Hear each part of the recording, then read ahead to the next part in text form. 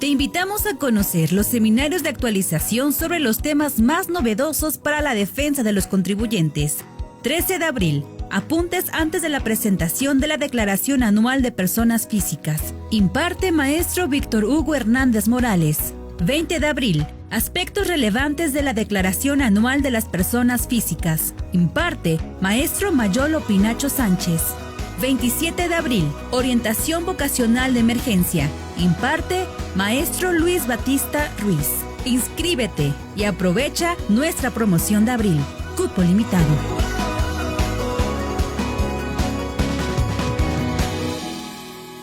Parmenas Radio presenta Línea de Tiempo.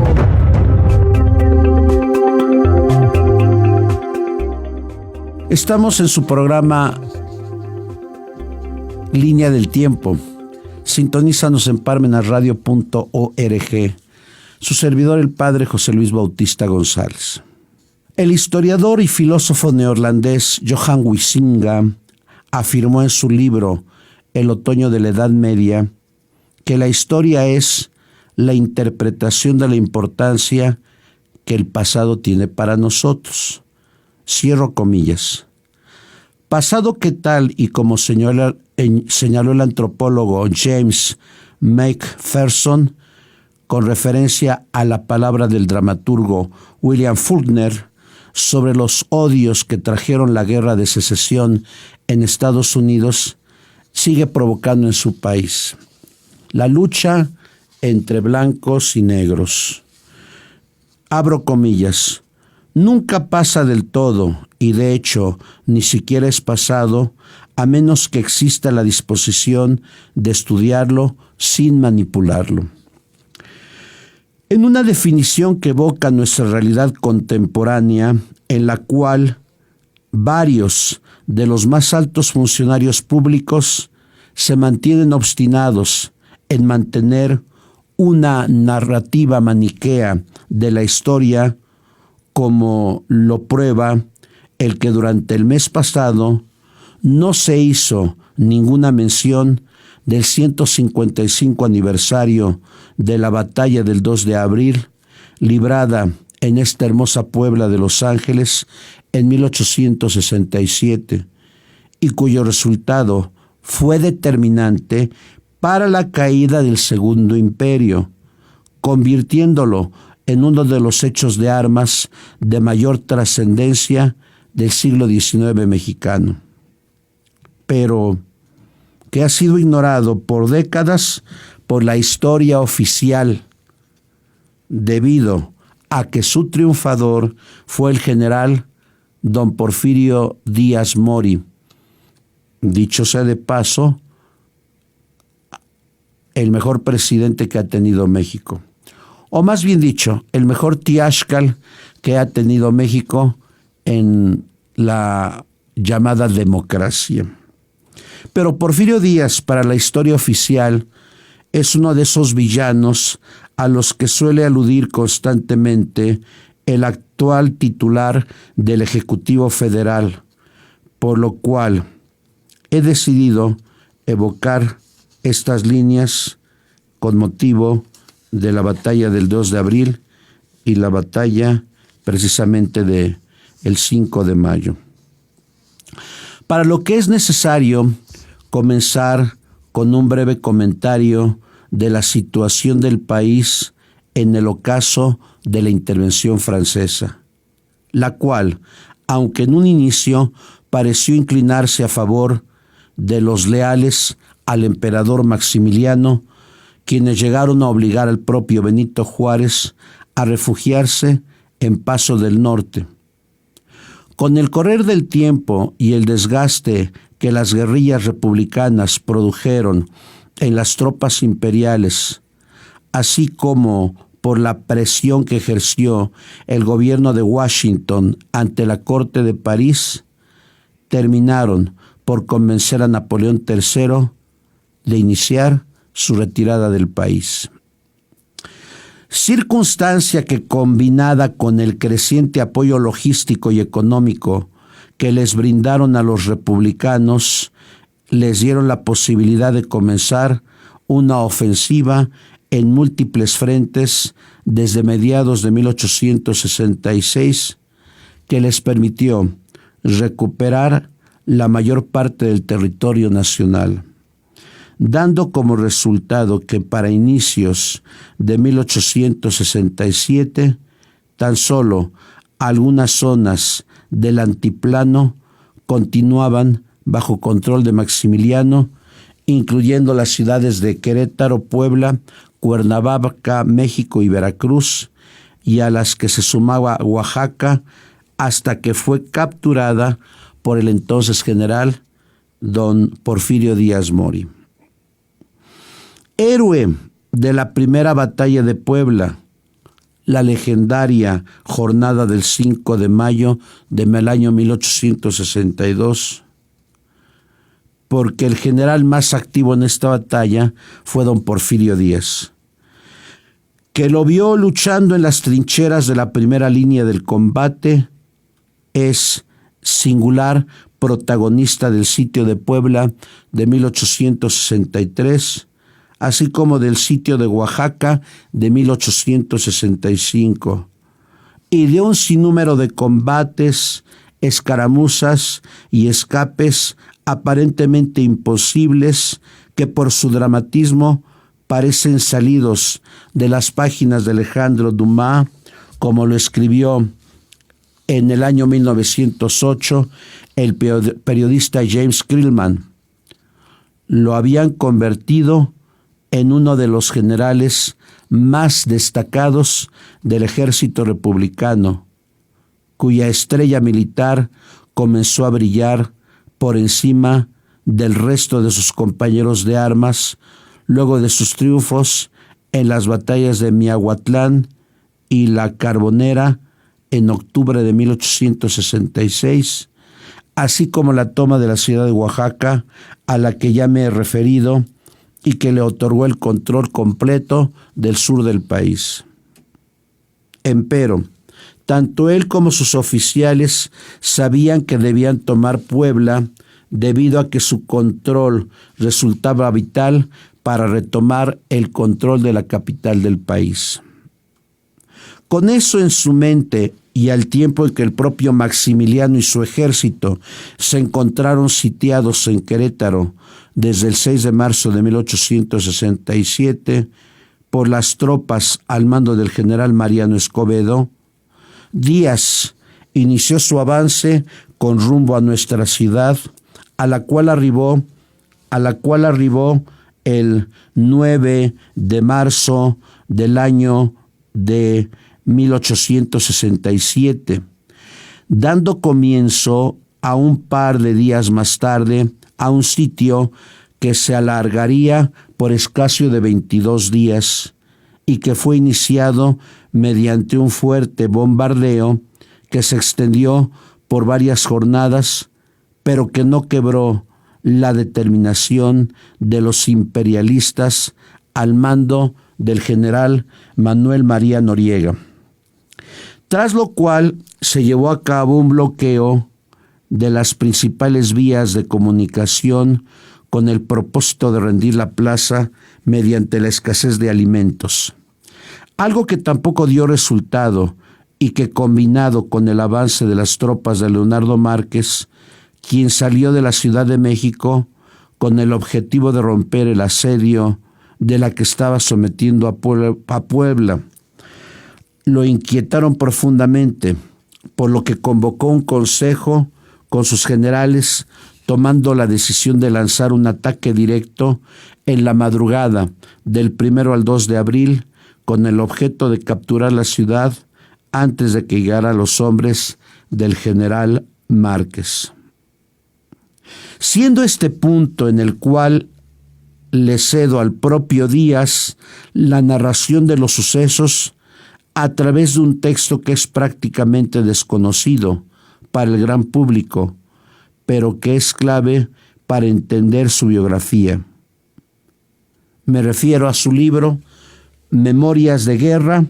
específicamente en el capítulo 81. Abro comillas. A las 3 menos 15 minutos de la mañana del 2 de abril, rompí el fuego en brecha sobre las trincheras del Carmen, y cuando estuvieron agotadas las municiones de artillería, que no eran muchas, ordené el movimiento de la primera columna de ataque falso. Esta marchó vigorosamente sobre la trinchera del Carmen, siendo recibida desde que el enemigo pudo sentir su movimiento con vivo fuego a metralla, y retrocedió en desorden y con fuertes pérdidas como unos 100 metros antes de llegar a la trinchera, pues su ataque era largo y en llanura limpia. Destaqué inmediatamente a la segunda columna, que llegó hasta la contraescarpa y fue también rechazada. Y luego la tercera, que avanzó algo más, pues no solamente llegó a la contraescarpa, sino que intentó pasar al foso y dejó algunos cadáveres dentro de él. Y fue también rechazada. En esos momentos me di un toque convenido de clarín. Mandé a encender el lienzo preparado entre las dos torres del Cerro de San Juan, que significaba la orden de asalto general, y que ninguno podía dejar de ver, puesto que estaba en la cúspide del mismo cerro. El escrupuloso silencio en que había permanecido toda la noche en nuestras líneas de aproche fue interrumpido por un fuego general, tanto de las columnas asaltantes como de los defensores de las trincheras y de los coronamientos que el enemigo tenía en los edificios altos y balcones, que formaban un canal de fuego por donde los asaltantes tenían que pasar antes de tocar una trinchera. Yo había reunido un gran número de jefes y oficiales que sucesivamente se habían ido presentando y que, no teniendo servicio que darles, los había armado y formado con ellos una legión de honor. Pero a medianoche de la víspera del ataque, los dividí previamente en grupos de 5 hombres, armados todos con mosquetes cortos, y ordené a cada jefe de grupo que se posesionaran de las escaleras que habían abandonado en la parte de la ciudad que ocupábamos nosotros y que habían pertenecido al servicio de alumbrado público, para que en los momentos en que las columnas iniciaran sus respectivos ataques, estos grupos, escalando los balcones de todas las manzanas que estuvieran encerradas entre 2 ataques y por las azoteas o por las hordaciones, vinieran a introducir el desorden entre los edificios de dichas manzanas, que a la sazón debían estar preocupados en la defensa de sus respectivas trincheras. Distribuí otra parte de esa misma legión de honor en grupos de 4 personas cada uno, y designé a cada grupo una manzana para que, colocado un oficial en cada esquina por donde ya hubieran pasado las columnas de asalto, hicieran el servicio de policía para evitar los desmanes que la tropa vencedora intentara cometer en la ciudad. La señal para el movimiento de esos grupos sería el paso de las columnas. El fuego vivísimo de fusilería y de cañón no duraría en todo su vigor. Arriba de 10 minutos, y a los 15 minutos ya no quedaban defendiéndose más que las torres de Catedral y las alturas de San Agustín y del Carmen. Las columnas rechazadas por el Carmen volvieron de nuevo a la carga y penetraron por el mismo punto por donde habían sido rechazadas, cuando el ataque se hizo general en toda la ciudad. Los cerros, que no solamente no habían sufrido ataque alguno, sino que habían sido reforzados con la mayor parte de los prófugos de la ciudad, hacían fuego de artillería muy vivo sobre toda ella y principalmente sobre las calles por donde podían ver las masas de mis soldados, pues esto pasaba cuando ya la luz del día era clara. El enemigo había tenido cuidado de situar sus trincheras al principio de cada calle, con objeto de que la continuación de la que les servía de campo de tiro fuera ocupada respectivamente por tiradores que metía por hordaciones de uno y otro lado hasta la esquina de cada caso. Por consiguiente, los asaltantes de cada trinchera tenían, antes de tocarla, que penetrar por un canal de fuego que despedían las ventanas bajas, los aspilleros, los balcones y las azoteas, más el fuego de artillería y de fusilería que a lo largo de la calle despedía la trinchera. En algunos casos, ese canal de fuego lateral era de 100 metros de largo. Un casco de esas granadas hirió al general Pacheco en una pantorrilla y, sin embargo, de que perdía también muchos hombres, su columna avanzó hasta la trinchera. Arrojados ahí los sacos de paja que traían muchos de los soldados, con el objeto de pasar los fosos, pudo pasar Pacheco, uno de los primeros, y ahí también fue herido en una mano. Siguió, sin embargo, hasta la esquina de la plaza y allí, a un tiro de metralla disparado del atrio de catedral, puso fuera de combate a algunos soldados de su columna y a él le rompió el muslo izquierdo. En esos momentos uno de sus soldados lo tomó en brazos para pasarlo a un lugar menos enfilado por los fuegos del enemigo, y el otro golpe de metralla le rompió el brazo derecho y los dos al soldado que lo conducía. El teniente coronel Juan de la Luz Enríquez tuvo ocasión de proteger a los tenientes Figueroa y Santiago, que se batían valientemente con una fuerza replegada en el portal del Cazador, en donde fue gravemente herido y muerto poco después el teniente Santiago, de origen español. Alargaría mucho esta relación si me detuviera a referir todos los actos de valor y de arrojo de mis subordinados en el asalto del 2 de abril.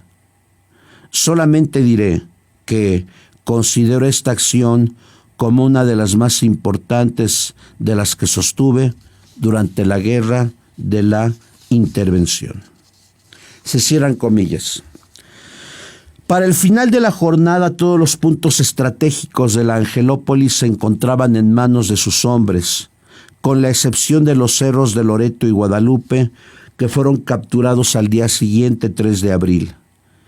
En una gran victoria que se debió en buena medida a su estrategia de atacar principalmente el entorno del convento del Carmen, lugar donde se encontraba el cuartel general de los imperiales, así como la ya mayor parte de su artillería, y que al ser capturado provocó que toda la defensa de la ciudad colapsase, con la consecuente dispersión o captura de la mayor parte de los hombres del general Noriega. Reportándose entre los prisioneros a un general, 6 oficiales superiores, 246 oficiales de rango medio y 2,000 prisioneros, de los cuales decenas fueron fusilados en los siguientes días por orden del presidente Juárez, no por orden del general Díaz. En cuanto a los republicanos, además de las 257 bajas registradas, se contaron numerosos heridos. Entre los destacaron el general Carlos Pacheco, que perdió un ojo, una pierna y un brazo, así como el general Manuel González, que perdió un brazo en un destino muy diferente al del propio Díaz, que logró salir ileso de los combates, quedando con su éxito despejado el camino a la ciudad de los Palacios, que él mismo tomó semanas más tarde, el 29 de junio de 1867, concluyendo con ello la Guerra de Intervención. Por lo que respecta a la conmemoración de la victoria durante su larga permanencia en el poder, las acciones del 2 de abril de 1867 fueron celebradas a la par del triunfo del 5 de mayo de 1862, asociándose de forma indeleble con la figura del presidente, quien fue conocido durante el Porfiriato como el héroe del 2 de abril. No obstante, esa misma asociación con su persona acabó por condenar el recuerdo de la batalla al ostracismo, hasta el punto que hasta el día de hoy no existe ninguna calle o plaza que la conmemore, pues las calles que la evocaban fueron renombradas, y en cuanto a su retrato ecuestre que por décadas presidió el Salón de Sesiones del Congreso Estatal, fue retirado durante el caos de la Revolución para ser llevado a una bodega y posteriormente al Museo Casa del Alfeñique, en donde se encuentra actualmente. Siendo los únicos recuerdos visibles de la batalla un cuadro de cobre repujado que se encuentra en el Museo de la No Intervención del Fuerte de Loreto, es una versión de la obra de Francisco de Mendoza, Batalla del 2 de abril, en cuya parte inferior se lee: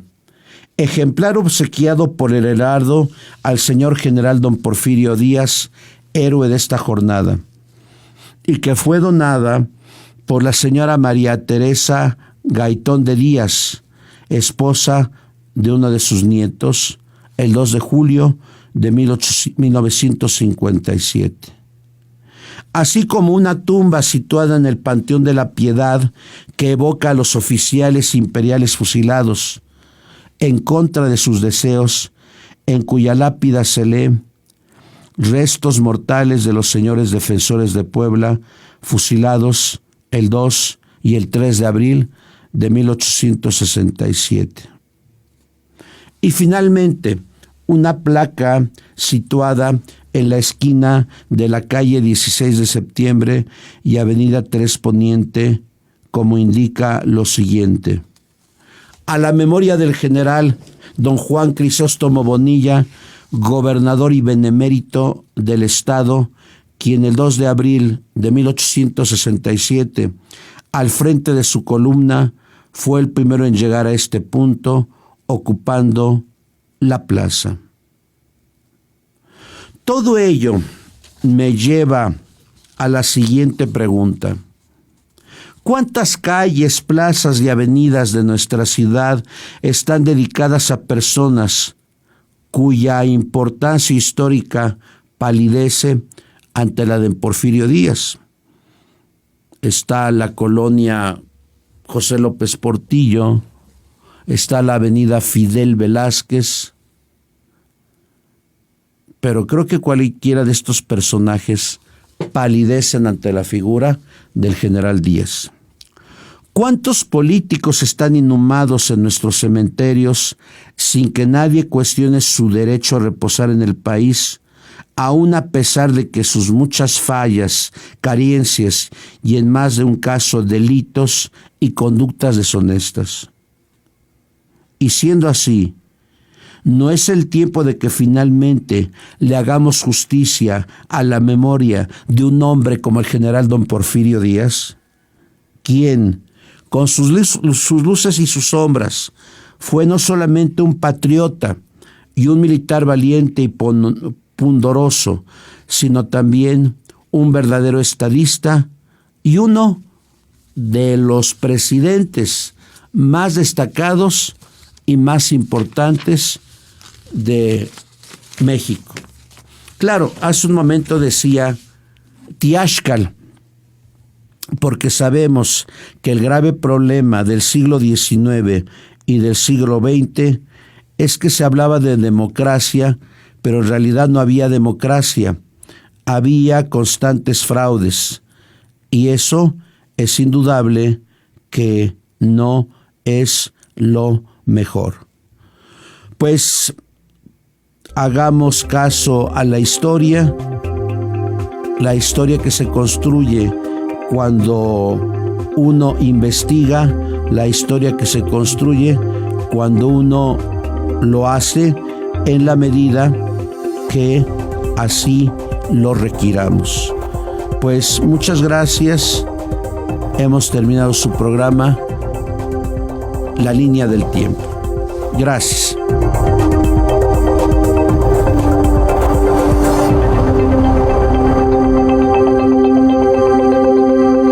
Parmenas Radio presentó Línea de tiempo.